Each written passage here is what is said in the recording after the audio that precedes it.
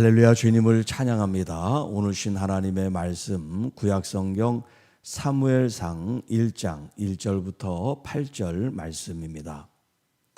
남편은 아내의 슬픔을 몰라라는 제목으로 함께 말씀을 나눕니다. 자, 이 사무엘상, 이제 뒤에는 또 사무엘하가 있습니다. 이 사무엘이라고 하는 이 성경의 이름은 사람의 이름을 따서 이제 사무엘, 상하 이렇게 이제 나눠요. 물론 성경에 있는 이름이 다 사람의 이름은 아닙니다. 뭐 열왕기, 상하 할 때는 것은 사람의 이름이 아니죠. 여러 왕들을 열거해 놓은 그런 역사책은 또 그 이름을 또 다르게 붙이죠. 또 신명기 하면 하나님의 명령을 다시 이렇게 받는다. 그래서 제신자, 명령명자, 그래서 신명기 이렇게 이름을 붙이기도 합니다. 이제 이 사무엘상 이 말씀에는 이름 그대로 사무엘이라는 사람이 이제 등장을 해요. 자, 이 사무엘이라는 사람의 이스라엘 직분은 뭐냐면 사사였어요. 사사. 왕이 있기 전에. 그리고 이 사무엘은 이제 왕정 시대를 여는 그런 길목에 있는 마치 사사 시대와 왕정 시대를 잇는 그때 활동했던 하나님의 사람이 바로 사무엘이에요. 자, 그리고 이 사무엘이 이 사무엘상 하의 주인공이 아니에요. 누가 사무엘상 하의 주인공이냐면 이제 아까도 얘기했지만 왕정 시대를 여는 그런 길목에 있다 그랬잖아요. 그래서 이스라엘의 첫 번째 왕이 등장합니다. 그 사람이 바로 사울이에요. 그래서 사울이라는 왕의 이야기가 등장을 해요. 그리고 이 사무엘상이 이제 후반으로 들어가면 다윗의 이야기가 나옵니다.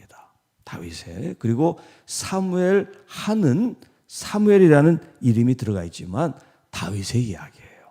그래서 이 사무엘상하에는 세 명의 중요한 사람이 등장을 하는데 바로 사무엘이라는 사람과 이스라엘의 첫 번째 왕인 사울 왕과 그리고 두 번째 왕인 다윗의 왕의 이야기로 이제 이 모든 스토리 줄거리가 연결되어 있는데 오늘 이 1장 1절부터 8절에 있는 말씀은 이 땅에 사무엘이 어떻게 태어났나, 마치 예수님이 이 세상에 태어난 그 이야기보다도 더 아주 자세하게 기록이 되어 있어요.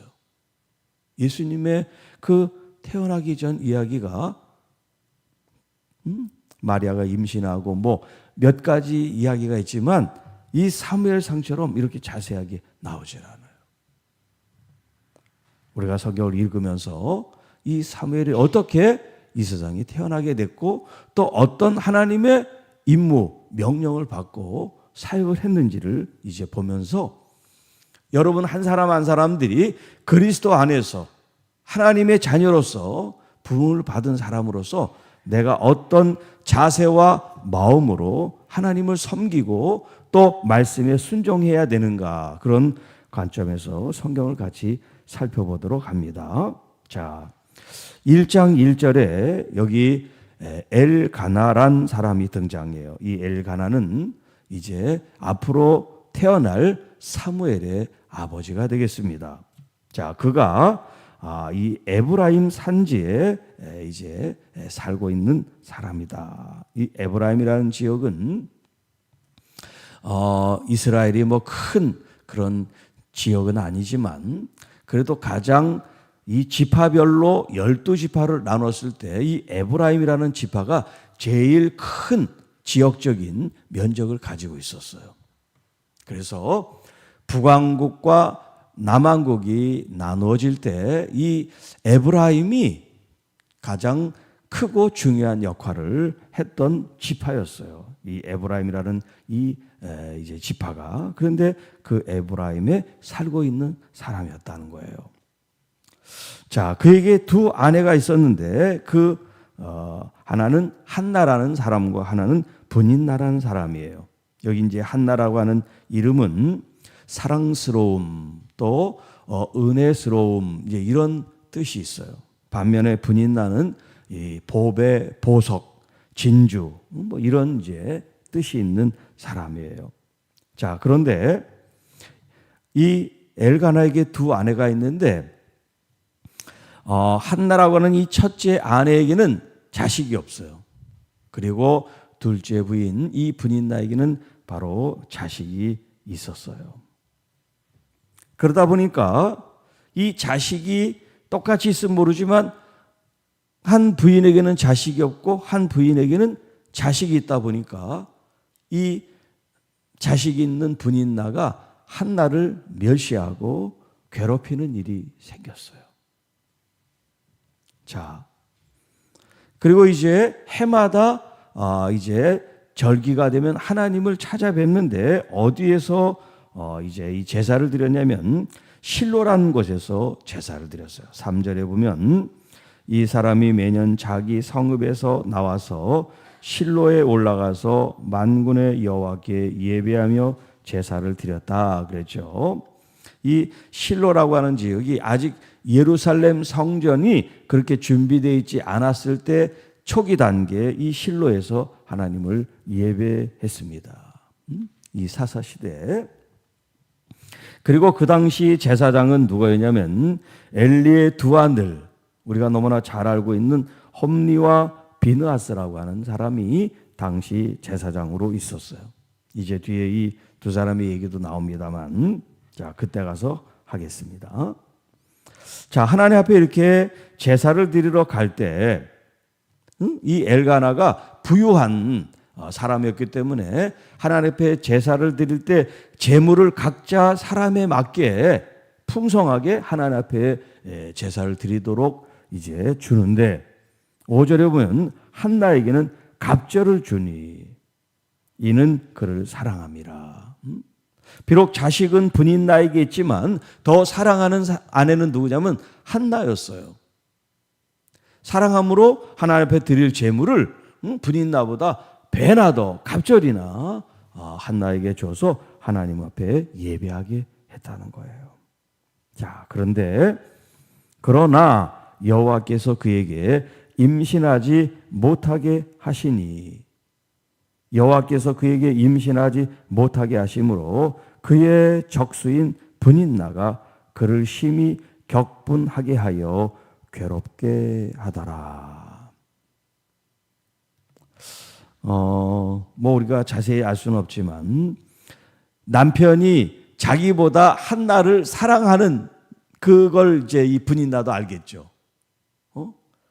예를 들어서 제사를 드릴 때 제물을 더 많이 준다든가, 뭐 자기를 찾아오지 않고 한나를 더 이뻐한다든가 이런 것 때문에 자신은 자식이 있는데 사랑받지 못하는 것에 대한 분노가 이 시기 질투가 한나에게 갈 수도 있죠. 그래서 어떤 식으로 괴롭혔는지는 나오지 않지만 그를 심히 격분하게 하여 괴롭게 했다. 자, 매년 한나가 여호와의 집에 올라갈 때마다 남편이 그같이 하매 분인나가 그를 격분시키므로 비교되니까 자기한테는 잘 안 해주고 자식 없는 한나한테는 이렇게 잘해주니까 더 화가 난 거예요. 그러니까 화를 내지 않게 하면 이렇게 똑같이 하면 화를 덜 내게 할 텐데 편히 하다 보니까 이런 일이 생겼다는 거예요. 자, 이렇게 화를 나게 하니까 이 한나는 울고 먹지 아니하니 식음을 전폐해 버렸어요. 속상하니까. 그의 남편 엘가나가 그에게 이르되 한나여 어찌하여 울며 어찌하여 먹지 아니하냐. 사랑하는 아내가 눈물을 흘리고 먹지 않고 하니까 얼마나 이 남편의 마음도 아픕니까? 자, 그리고 또 위로해 준다고 위로합니다. 어찌하여 그대의 마음이 슬프냐? 어찌하여 그대 마음이 슬프냐. 내가 그대에게 10 아들보다 낫지 아니하냐. 지금 아들이 없어서, 자식이 없어서 이런 슬픔에 있다는 건 알아요. 그러니까 뭐라고 지금 위로한다고 했냐면, 자식이 없어도 내가 8알보다 더 잘한다는 거야. 10명의 아들이 있어도 나만 못하니까 나를 통해서 위로를 받아라. 이제 이런 표현이에요. 그런데 자식이 없는 이 아내 입장에서는 이 말이 위로가 안 되는 거예요. 자, 오늘 제목 남편은 아내의 슬픔을 몰라 그랬는데요. 이게 지금 이 엘가나만의 문제가 아니에요. 저의 문제일 수도 있고 현재를 살아가는 모든 남편들이 가지고 있는 문제이기도 합니다. 하나님께서 남자와 여자의 이런 사고 구조가 같지 않게 하셨어요. 같으면 좋은데, 그래 금방 이해할 텐데 이 남자와 여자의 사고의 구조가 달라요. 여자는 과정 중심입니다. 과정 중심. 그런데 남자는 결과 중심이에요. 그러니까 아내가 무슨 대화를 하자 그러면 그래서 뭐 결론이 뭐야, 돈이야 뭐야 이렇게 얘기를 하죠. 아내는 이야기하는 그 시간을 원하는 거예요. 서로 마음을 교류하고 생각을 나누는 걸 원하는데 남편은 그거보다 결론을 얘기하고 싶지 않다는 거죠. 자, 여기 지금 한나가 왜 슬픕니까? 자식이 없는 것도 서러운데 자식 없다고 지금 이 분인 나로부터 멸시를 당한단 말이에요. 여자의 자존심을 긁어가면서. 그러니까 슬픈 거예요. 그러니까 괴로운 겁니다. 이 마음의 괴로움, 슬픔에 대해서 이 엘가나가 위로한다고 위로하지만 진짜 위로가 안 되는 거예요.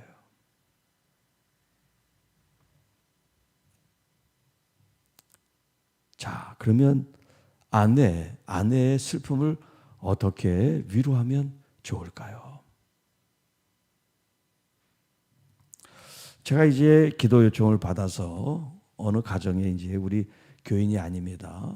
어느 교회 가정을 이제 가게 됐어요.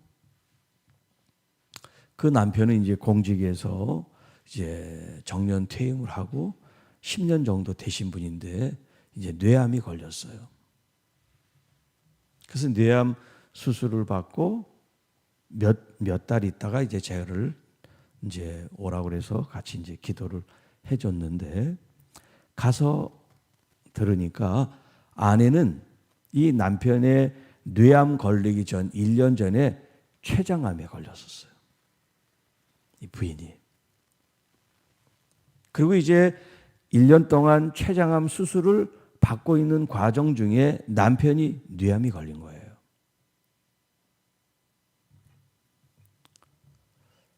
이야기를 나누다가 보니까 왜 이 아내가 췌장암에 걸렸는지를 알겠어요.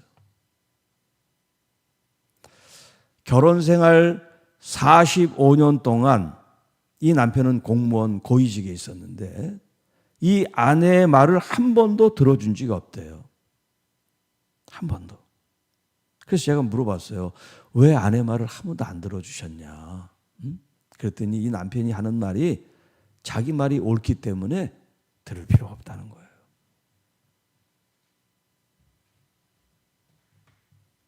그렇게 남편의 무시를 받으면서 자식 때문에 45년을 사신 거예요. 그리고 병을 얻었어요.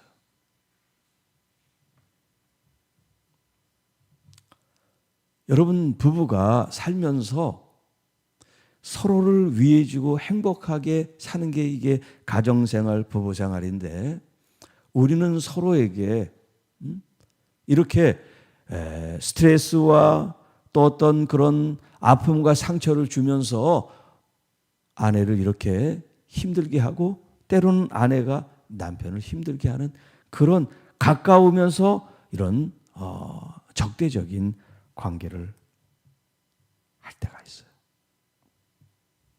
그래서 영어로 심리학적인 이 표현으로 부부를 어떻게 말하냐면 인티머시 애니미라는 말을 써요. 인티머시는 친밀하다는 말이고 애니미라는 것은 원수, 적이란 얘기예요. 이 말을 같이 쓸 수 없는데 부부의 모습들을 가리켜 인티머시 애니미라고 이렇게 얘기해요. 가까우면 가까운 적이다. 친밀한 적. 말이 안 되지만 그렇게 부부로서 살아가는 가정들이 너무나 많다는 거죠. 자, 진짜 슬픔, 진짜 아픔에 대해서 물질을 많이 해서 이 아내를 사랑하는 게 아니라 그 아내의 마음을 읽어주고 또 그 아내를 아픔을 함께 울어주고 또 아내가 밥을 먹지 않으면 자신도 굶어가면서 그 아내의 슬픔과 이 아픔을 같이 경험해 줄 수 있는 것. 그런 마음과 자세가 필요한 거예요. 물질로 해서 위로하고 물질로 해서 자신의 사랑을 표현하지만 아내의 슬픔이 그런 걸로는 위로가 안 된단 말이죠. 자, 이제 다음 시간에 하나님을 만나는 시간이 있겠습니다만, 자, 여기 5절, 6절에 계속해서 뭐라고 표현하냐면, 이 한나가 임신하지 못한 건 하나님이 임신하지 못하게 해서다라는 표현을 쓰고 있어요. 자, 이것은 물론 해석인데, 주석을 단 건데, 이 한나가 지금 이런 아픔의 원인이 뭐예요? 분인나가 괴롭혀서가 아니죠. 그 왜 괴롭혔냐면 자식이 없었기 때문이잖아요. 그러니까 자식이 있으면 분인나가 함부로 할 수 있는 그런 근거가 사라지게 되니까 더 근본적인 건 뭐예요? 이 한나가 임신을 하는 거죠. 자식을 얻는 거죠. 자, 그래서 오늘 여러분들이 어떤 문제를 안게 된다. 어떤 질병이나 여러 가지 어려운 일을 봉착하게 됐을 때 이 문제를 풀어나가는 첫 번째 방법이 뭐냐면 하나님께 나가는 거예요. 하나님께 나가는 거예요. 울며 불며 하는 것이 아니라 하나님께 내 문제를 가지고 나올 수 있는 그런 믿음이 여러분에게 있기를 축복합니다. 그러니까 모든 문제, 뭐 어떤 말이든 어떤 행동이든 어떤 상황이든 어떤 조건이든 모든 것의 핵심이 어디 있냐면 하나님에게 그 키가 있다라는 것을 여러분이 아셔야 돼요. 물론 하나님이 다 그렇게 하신 건 아니에요. 그럼에도 불구하고 하나님이 하신 일이든 하시지 않은 일이든 하나님께 가지고 나와야 된다는 거예요. 믿음의 사람은 이 엘가나가 아내를 그렇게 물질을 많이 줘가지고 하나님 앞에 예배해. 그런 것도 물론 잘하는 일이지만 더 근본적으로는 엘가나가 하나님 앞에 무릎을 꿇고 사랑하는 아내 한나를 통해서 하나님 그 태문을 여시고 귀한 생명을 얻게 해 주십시오. 그런 믿음의 기도가 더 필요한 거란 말이에요. 여러분 가정, 여러분 사업장, 교회 필요한 건 뭐냐? 바로 하나님 앞에 진실로 다가가 우리의 마음을 아뢰고 기도하는 사람이에요.